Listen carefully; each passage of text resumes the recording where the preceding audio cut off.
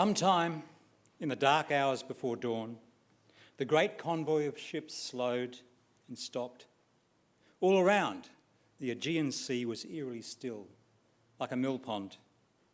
The men, excited, apprehensive, had slept on deck.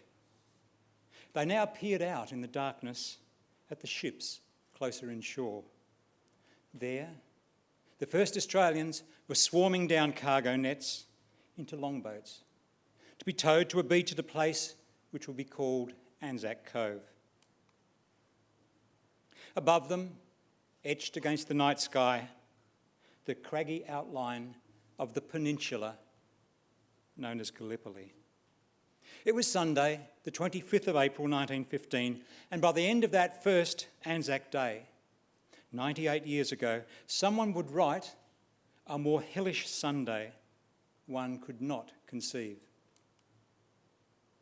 And by the time that the fighting ended, 8 months later, over 8,000 Australians lay dead in the jumble of steep ridges and gullies above Anzac Cove and further south at Cape Helles. Thousands more were wounded. Many consider this campaign to be the genesis of the Anzac spirit and indeed the birthplace of our first diggers. Of course, the 25th of April is well established in Australia and New Zealand as Anzac Day. On that day, many of us see it as almost a sacred duty to remember Gallipoli's fallen and all Australians who've answered the call in times of war and conflict. For many of us, it is a time to remember especially our family and friends who have served. Perhaps times such as Anzac Day, Armistice Day, even Vietnam Veterans Day, prompt us to harden our resolve to better remember our military ancestors through research. Ladies and gentlemen, I will now try to outline the wider history associated with our Anzac heritage and introduce you to some of the ordinary, sometimes elusive, Australians who've played their part in forging our heritage. I will also touch on how best we can trace these men and women. It's a tall order. Let's see how I fare. We might remember people like the brothers, Alan and Henry Cuvée from St Kilda, who fell to Turkish sniper fire within days of each other near Lone Pine, Gallipoli, in August of 1915. And these lads, the Brumby boys, Harold, Livingstone and Robert, they were from Brighton. From their uniforms you can see they were serving with the Light Horse in the Middle East. They were more fortunate. They all came home. Robert even survived that famous last cavalry charge, as they put it, the charge at Beersheba on the 31st of October 1917. This bloke is described as a heavily built farmer in the newspapers. Bill Kenny, he came home as well. And those newspapers, they refer to him in 1915 as tossing the Turks aside with his bayonets as they counterattacked on Gallipoli. Now, there'll be few people in this room who are not aware of the fact that service records for most, if not all of these chaps, are readily available. We'll talk about them more in a moment. But continuing our journey through history, turning to the European theatre in World War I. The unit war diary, rather than a service record, describes the Western Front battle where this man, George Fenwick from Carlton, slumped to the ground lifeless, having been slain by German machine gun fire as he advanced on Mokay Farm in 1916. He had survived Gallipoli, but this time his luck ran out. Eric Thompson, a New South Wales boy. Eric Thompson got through the hell that was Pozieres only to be taken as a prisoner of war. His Red Cross Wounded and Missing Bureau file tells you more.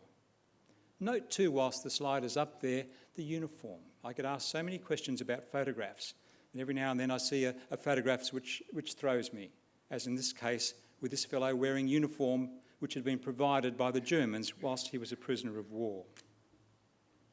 Another man, a 40-year-old printer, Horace White, was from Adelaide.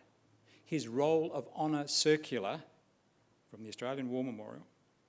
His Roll of Honour Circular tells us that he had already served in the Boer War about 17 years prior. Horace White chose to serve again in World War I. White was captured near Passchendaele in late 1917, and he died as a prisoner of the German in the camps. The list of dead is seemingly endless and grew for 4 long years to the 11th of November 1918 and even beyond. Now, before leaving World War I, let's consider a moment the losses. In World War I, we lost over 60,000 men and women dead, either in battle or through sickness. That's 1 in 5 combatants, people in the field. Extrapolate that to today's population, and we would have lost well over 250,000 men and women. Consider the impact.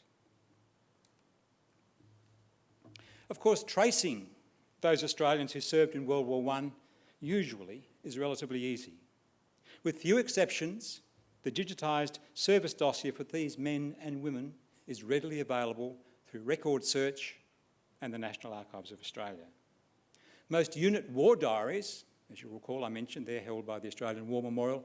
Most of these unit war diaries have also been digitised, so one no longer has to pore over the war diaries in Canberra to find out about your unit's activities. But there are many other resources we can consider when researching World War I soldiers and sailors. Let's not forget them. Especially if you want that little extra detail, and especially if your man or woman is proving to be elusive. Now, if you haven't looked in your little goodies bag yet, do so later, but trust me for now, because in there is a précis of my presentation this afternoon, so don't bother sharpening your pencils and scribbling furiously, because it's all there for you to catch up with later. So, for example, I'll just run through some of the resources now that one can look at when trying to identify further your World War I soldiers and sailors.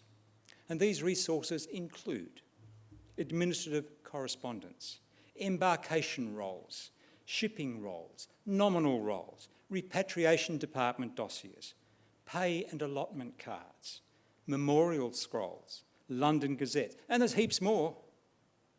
Commonwealth war graves, officers' lists, trove newspapers, war gratuity registers, not to mention the plethora of references one can consult to better understand military terminology, abbreviations and organisations. Now, Steve has already given us a good brief on what can be found here at the State Library, so I'll say a little more about references such as regimental and unit histories.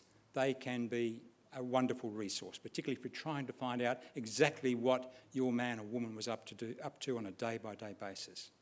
And most of the major units, certainly in World War I, all have a regimental history. So, for example, we had 60 infantry battalions in World War I. Every one of them has got a regimental history, and I suspect that every one of them are held here at the State Library in Melbourne. And most of them too, I should add, are indexed, happily, and also have nominal rolls. Because let me make this point now. When you're searching for your fellow, once you've found a nominal roll, not a nominal roll, a regimental number, then you're halfway there. Once you get that regimental number, it's very often the key. Elusive diggers, be aware also that in World War I, about 50,000 Australians, men and women, served, Australian nationals, served under the flags of allied nations such as the United Kingdom, South Africa, Canada, United States, you name it. That's an extra 50,000. So if your digger is elusive, there is a possibility that he or she falls into that category. Be aware too that over 15,000 Australians in World War I used some sort of alias, another trap for those who can't find an elusive digger. But we have to consider other periods and conflicts as well. So to continue our brief historical journey, we must also remember the horrors of World War II, on land as well as the sea and in the air.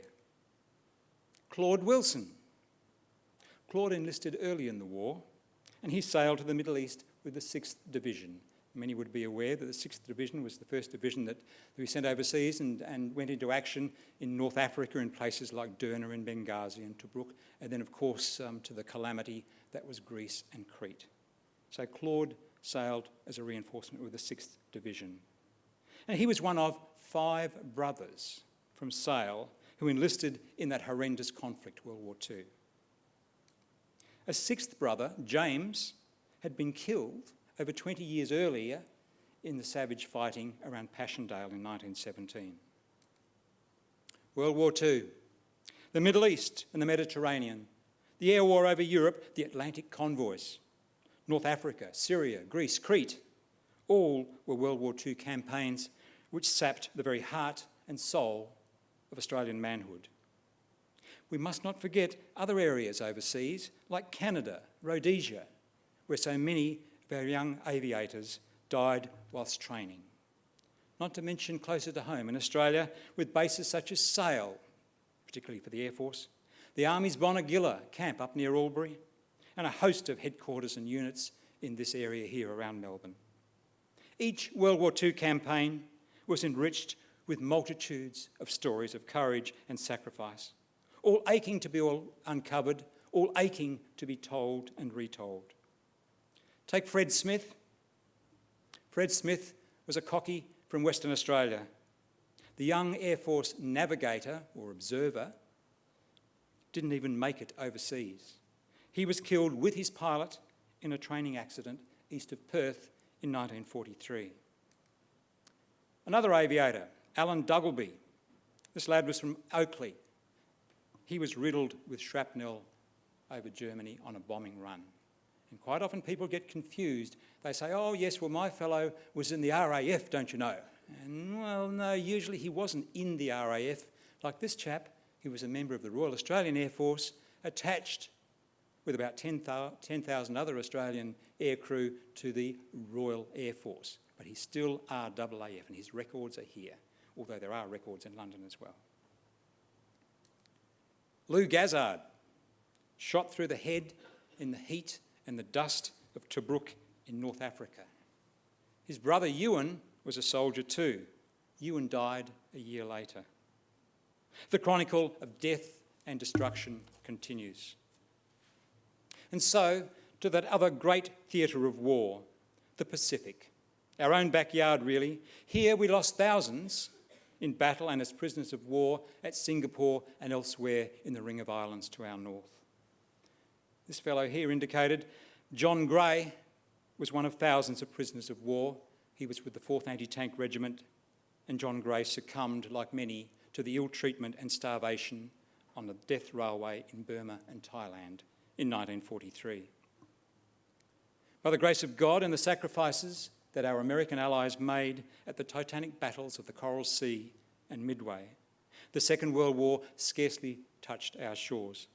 Even so, the blood of Australians was spilt in places like Broome, Darwin and Sydney. The Pacific War, as the Americans call it, the Pacific War was a near-run thing for us. Our most seasoned troops were far away fighting in the desert when the Japanese began sweeping southward, and they did have battle plans to target Australia as well, make no mistake. Fortunately, our young militiamen, who previously had been part-time army, that's what militia means, fortunately, our young militiamen from the 39th Infantry Battalion stopped the onslaught on the Kokoda track, as did others at Milne Bay in New Guinea.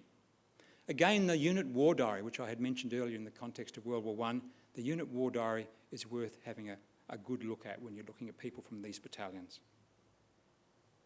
Here in the Pacific War, closer to home, we find Bob Bennett from Footscray, wrists bound with wire, bayoneted to death by the Japanese at the Toll Plantation Massacre and Rabaul in March of 1942.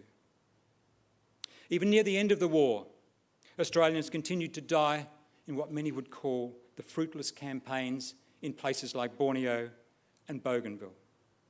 Keith Brown, a Portland school teacher, was one.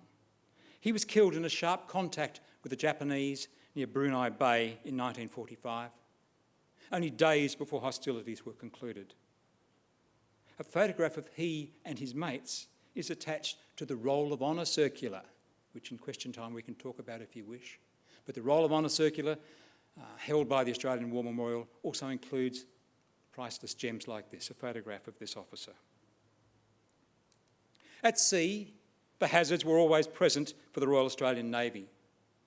The story of the cruiser HMAS Sydney has already been mentioned today, and its story is all the more fresh in our minds as the mystery of the disappearance of that gallant vessel in late 1941 was at least in part solved 2 or 3 years ago. Fred Laslett, he was luckier. He was a wireman, that's Navy talk for an electrician. Fred was a wireman from Footscray, and he was on the Perth, another cruiser which was sunk in March of 1942. Laslett survived that tragedy, but spent over 3 years enduring unimaginable deprivations as a prisoner of the Japanese. Now, the World War II nominal roll, there wouldn't be many in this room who are not aware of that either. The World War II nominal roll simply lists Fred, with the other basic information, it lists Fred as a POW, a prisoner of war. But there is so much more which should be found to really do Fred's service and his sacrifice justice.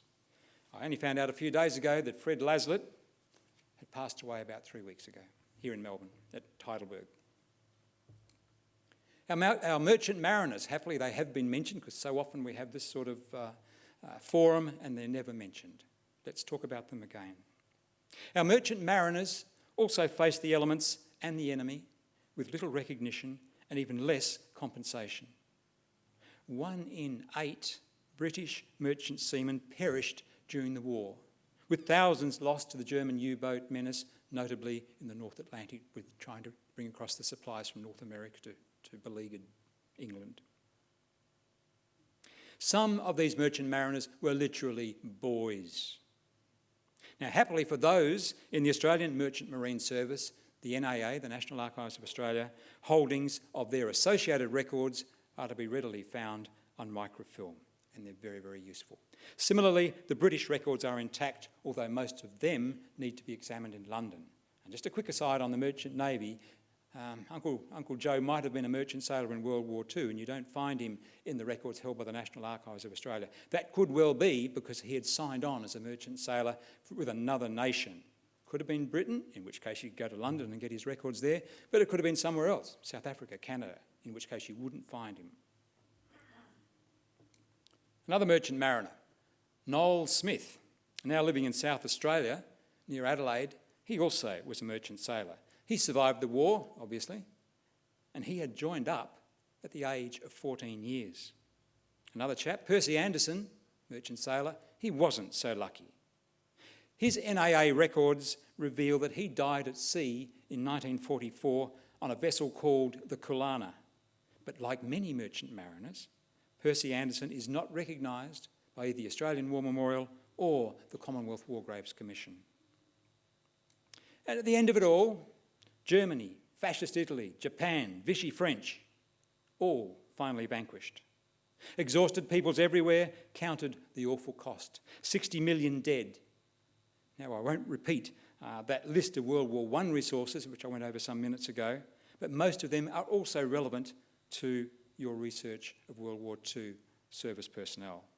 But don't forget, in World War II, we had a couple of newcomers on the scene. I've already mentioned the Merchant Navy, and although they were around in World War I, they didn't have nearly the same involvement, operational involvement, as they did in World War II. Now, the second player, of course, no prize for guessing, is the Royal Australian Air Force, which was formally brought into existence in September of 1921. Prior to that, our aviators in World War I had been members of the Australian Flying Corps and therefore were, by definition, soldiers, not airmen. As for new resources, we can't ignore the aforementioned World War II nominal roll, despite the thousands of errors and omissions therein. It's still a fine starting point. Of course, most personal dossiers are still held hard copy by NAA in Canberra. I say most, as there are many exceptions. Some, for instance, are still held at CARO, the Central Army Records Office, or the service offices of the Navy and the Air Force in Canberra. As I've intimated before, again, beware of those World War II veterans who served at other times either before or after the 1939-45 conflict, and therefore may have amalgamated dossiers. And does the story stop there? No, of course not. Australians have been going to war with light hearts and heads held high since 1860. The bitter fight against the Maori in the New Zealand wars of the 1860s was our first real taste of warfare facing an organised, fierce and determined foe. On this occasion, in 1860, we sent the warship Victoria from Melbourne with redcoats and mobilised Naval Brigade men from Melbourne aboard, whose task it was, these Naval Brigade men, if you see that term anywhere, they were sailors, but they were a bit like Marines in a way. They were sailors whose role ultimately was to fight ashore, and that's what these lads did when they went to New Zealand in 1860, together with the redcoats, which of course were garrisoning Australia at the time. Now, as an aside, I really should make some comment on the redcoats. However, to really provide meaningful comment on researching this important aspect of our military heritage, which of course started, as has already been mentioned, in 1788 and until 1870, it's really beyond the scope of this session. Yet, rest assured, there is plenty of material for study, both here in Australia, particularly through the Australian Joint Copying Project, which of course is available through the State Library here in Melbourne, and of course the National Archives in London at Kew, just out of London. Then the Sudan, with our soldiers fighting the dervishes after the death of Gordon and the fall of Khartoum.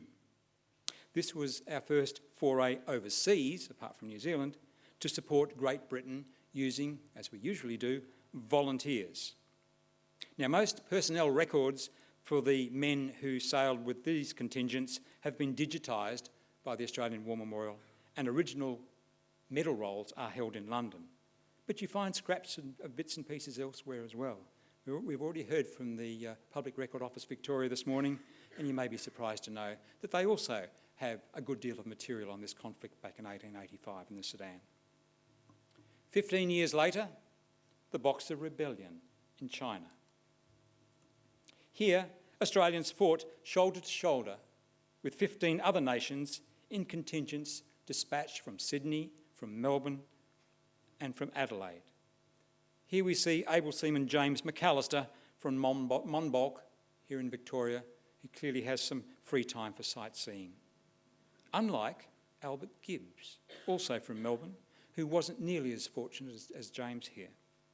Now, his muster records, Albert Gibbs, his muster records are held on microfilm here in Melbourne with NAA. And they show that young Albert, he was only about 17 from memory, and he was a servant, a manservant they called him, working for a Navy officer. They show that Albert succumbed to sickness in this strange faraway land, China, in 1901.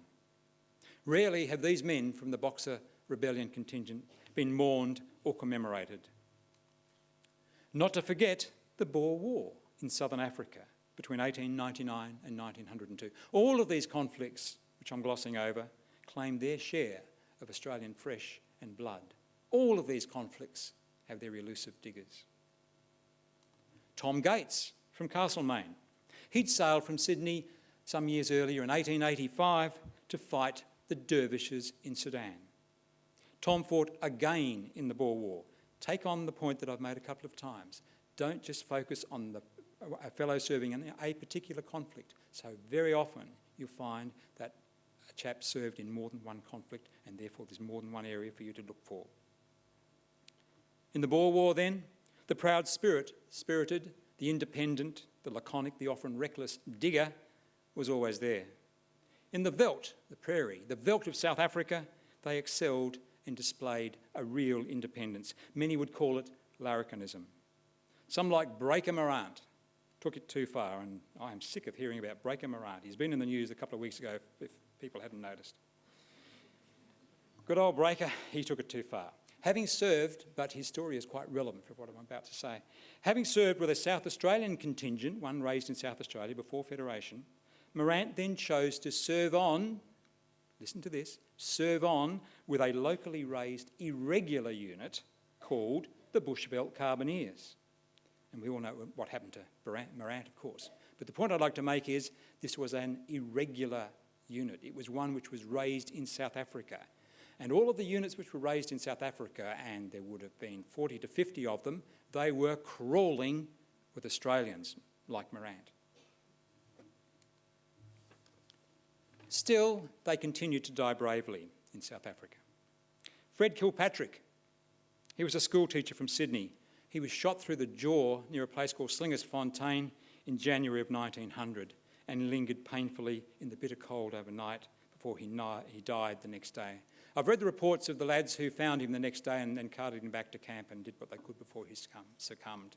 And during the night, Fred Kilpatrick, lying there in agony, had scratched into the dirt with his pocket knife, cold, alone in the darkness on the veldt.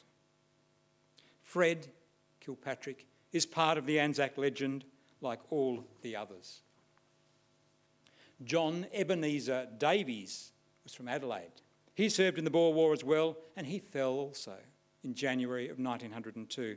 And like many other elusive diggers, he's not on any listing of those who served in South Africa.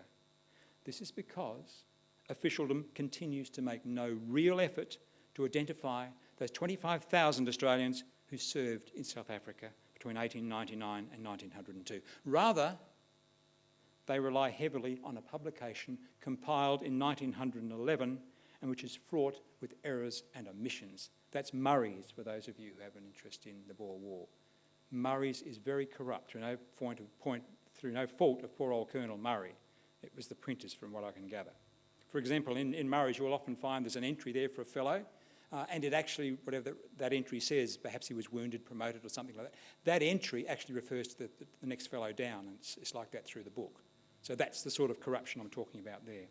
And that's still the basic tool that people use to identify people who served in the Boer War. Crazy, because there is a surprising amount of material on the Boer War held in Australia, and clearly lots more held in London. Here in Australia, most is to be found on NAA, or at NAA, on microfilm, and includes such gems as embarkation rolls, nominal rolls, shipping details, pay records, medal rolls, you name it.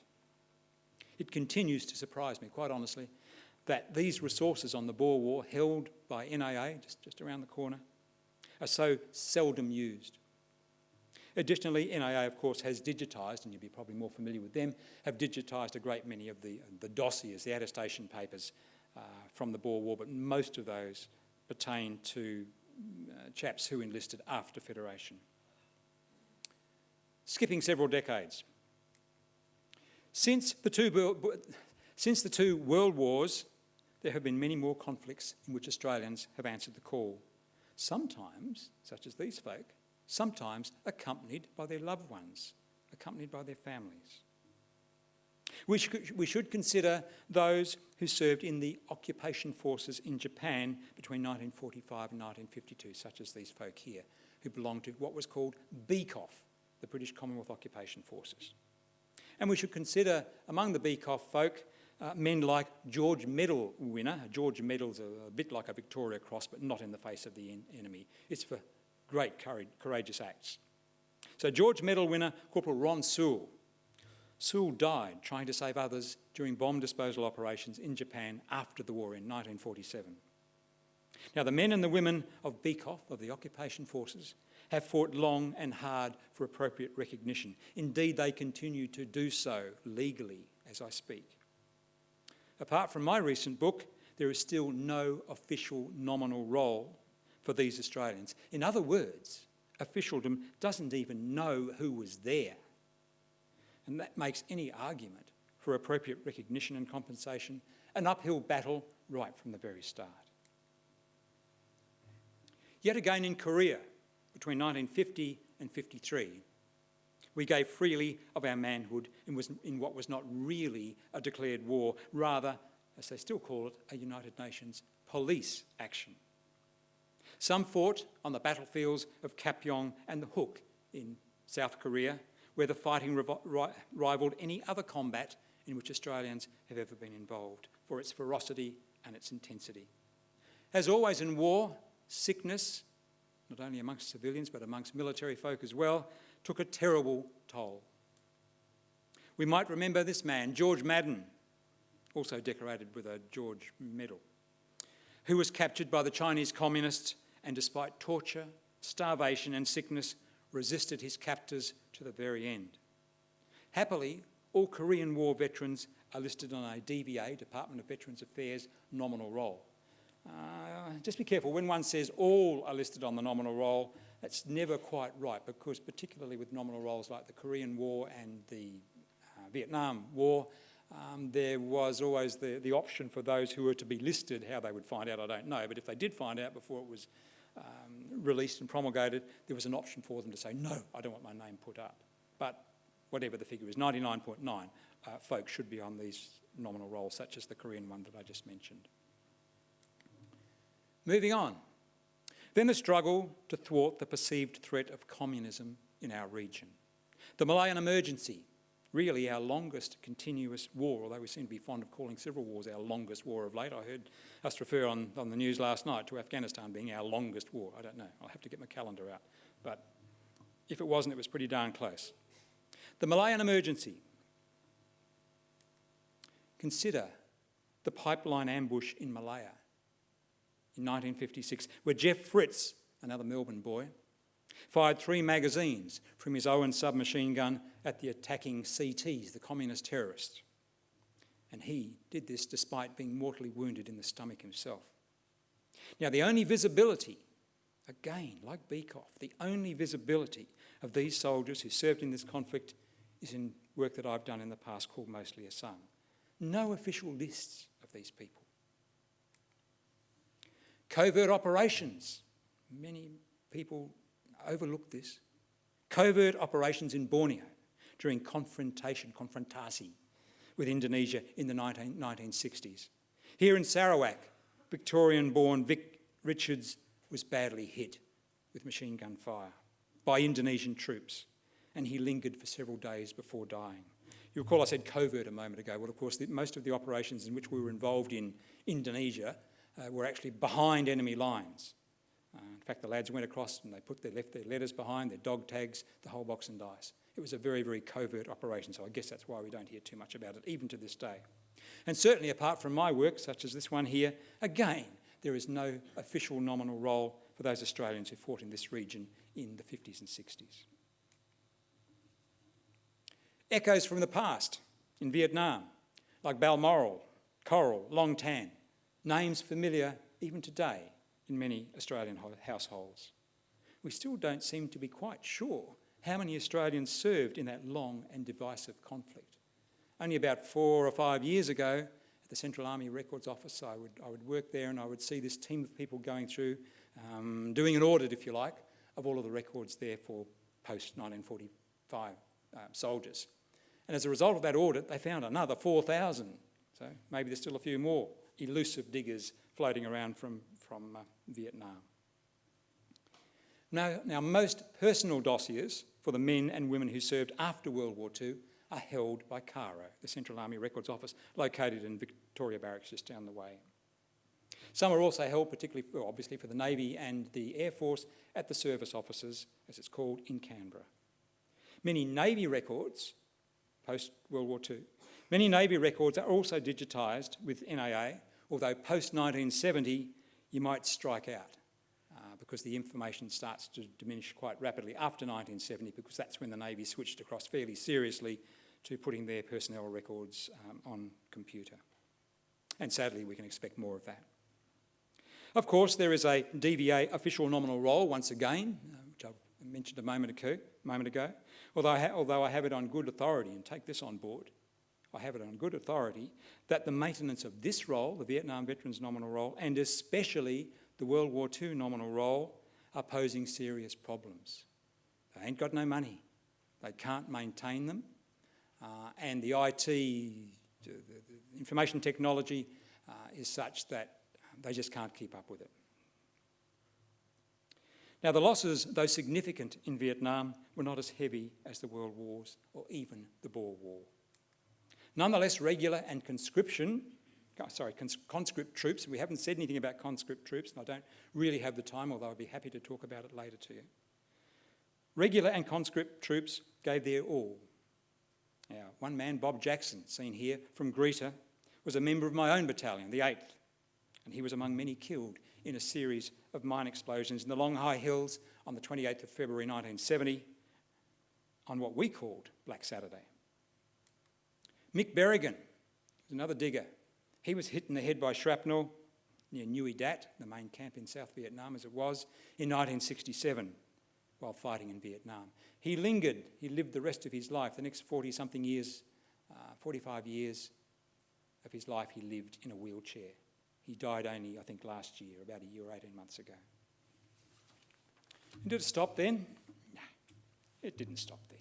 The First Gulf War, Somalia, Iraq, Timor, and notably, the current conflict in Afghanistan.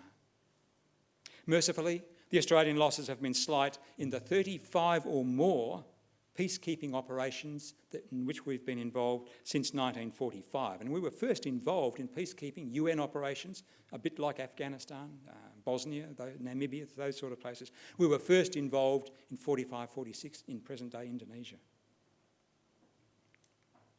So what do we have after all of that? Well, on Anzac Day especially, we have a flood tide of memories.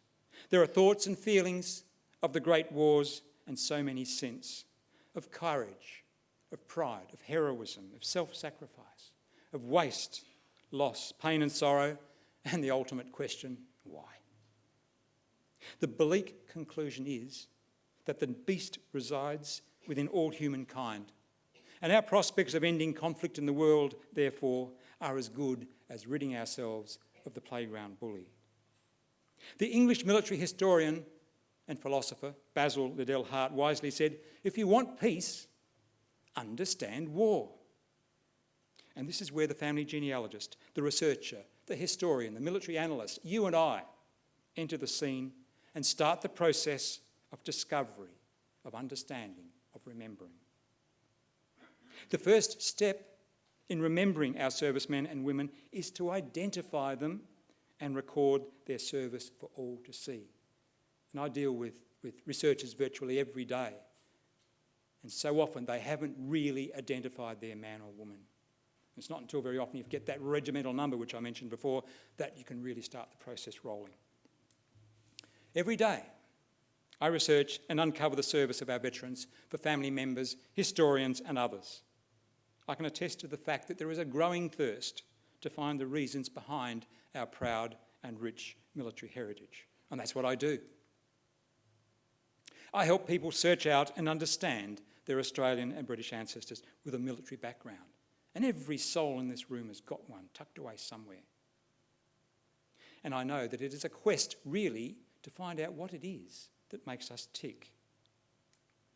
The first place to find many of the reasons for our rich heritage, of course, is in the myriad of official and other records containing stories of individual Australians, all too frequently, sadly, in time of war. It is they who make up the soul of our Anzac heritage, and they who made inroads into crafting our national, sometimes even our family, identity. My plea to the families and friends of our veterans is, therefore, garner your family's military history. Seek it out and learn to understand it. Even a basic understanding of military terminology, abbreviations, ranks and acronyms will help immensely. Learn what can be gained by simply knowing a soldier's regimental number. I wish I had a quid for every time I've spoken to somebody and they say, Uncle Joe served in World War I. No, I don't know who he was or where he went or anything. Have you got his medals? Oh, yes, I've got his medals. Did you look around the edge or on the back of them? No.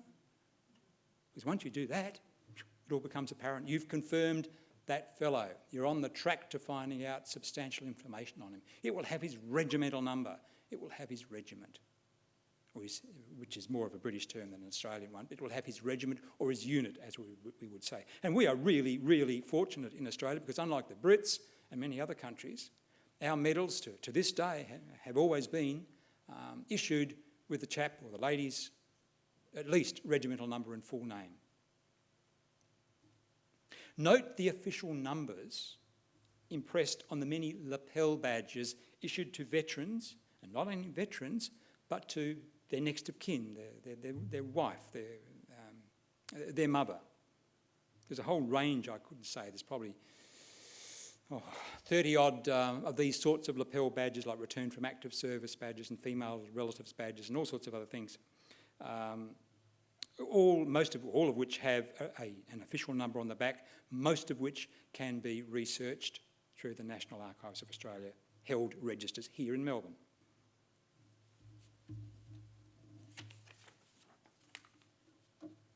There's lots of things for you to think about.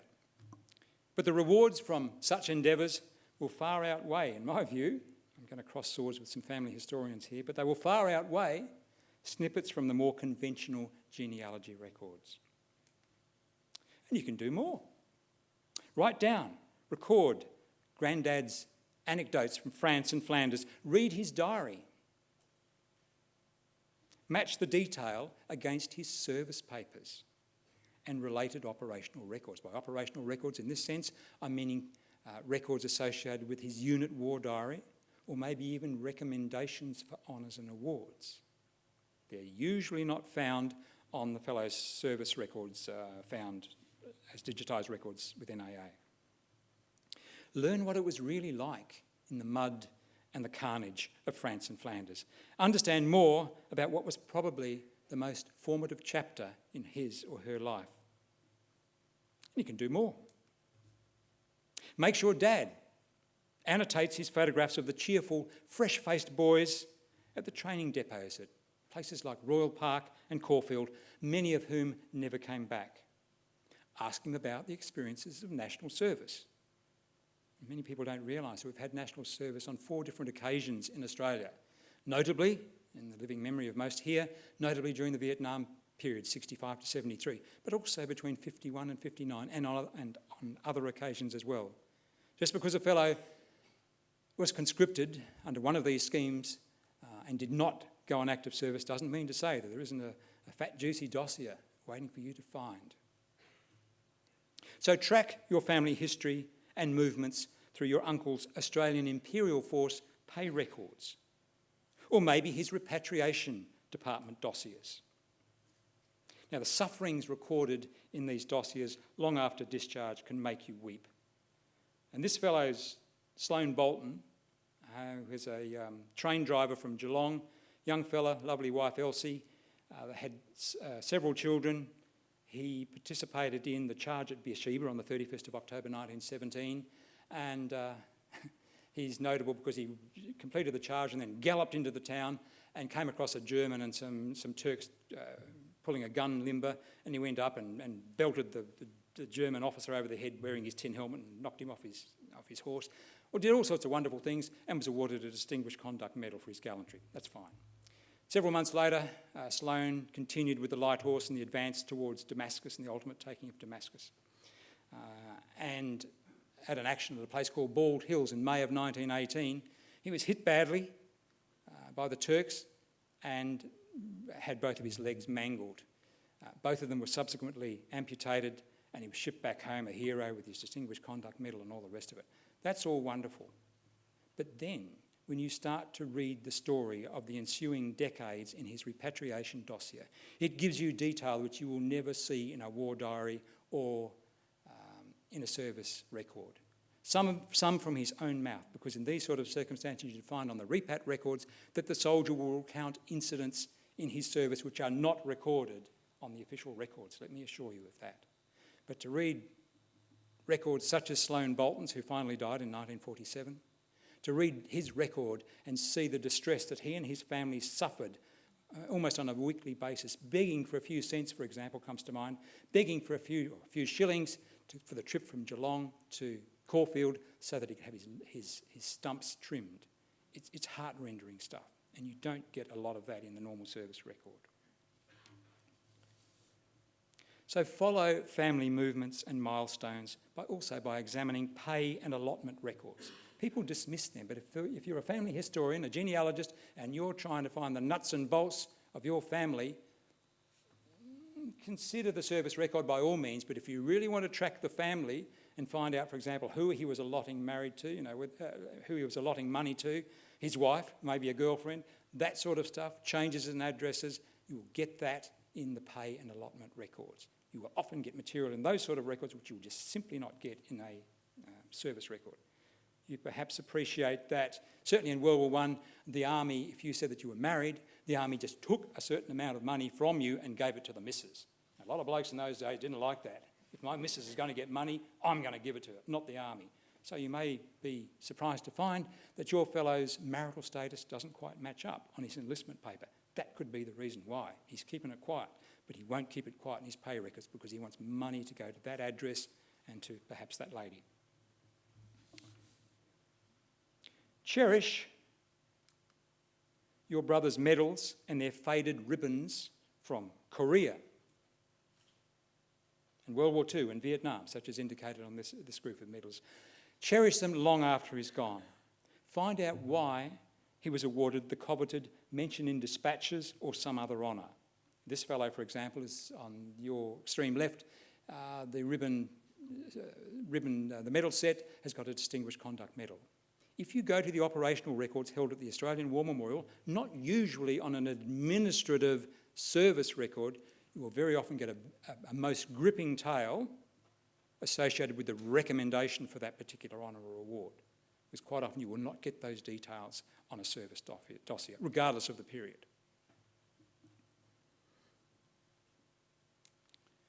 Keep your uncle's old letters and photos from Palestine or from Saigon. It doesn't matter where. Seek out your brother's service papers through National Archives of Australia. Seek out your brother's service papers from his national service days at camps like Puckapunyal, and make sure his medals have been claimed. If you need, I've got a number here if anybody wants to find out about that subject. I did 24 years in the army, and honestly, I have been given more medals since I left the army than when I was serving. Every 5 minutes we seem to be dishing out a medal for some other reason. That's not for me to dispute why, but that's the reality of what's happening. So very often you'll find that your fellow will be entitled to medals, new medals, which have come out in more recent years, certainly from World War II on. Keep your grandson's emails. You've got to keep up with this. Keep your grandson's emails from Baghdad. Download and at least hard copy, and annotate, for goodness sake, annotate some of the photos from your daughter's service in East Timor. Each is important. Each is a part of the history and the fabric of us all. Each reduces the potential for more elusive diggers in the future. Do this so that your family and future generations will know why it is that some anniversaries bring a tear to our eye, or why it is that we gather on occasions such as dawn on the 25th of April every year. And as those sort of times, Anzac mornings and others, break here in beautiful, peaceful Melbourne or Sydney or Perth or wherever, remember our veterans who have passed on and say to them, sleep now and be at peace in the arms of your Creator. Your memory, indeed your story, is safe with you and I.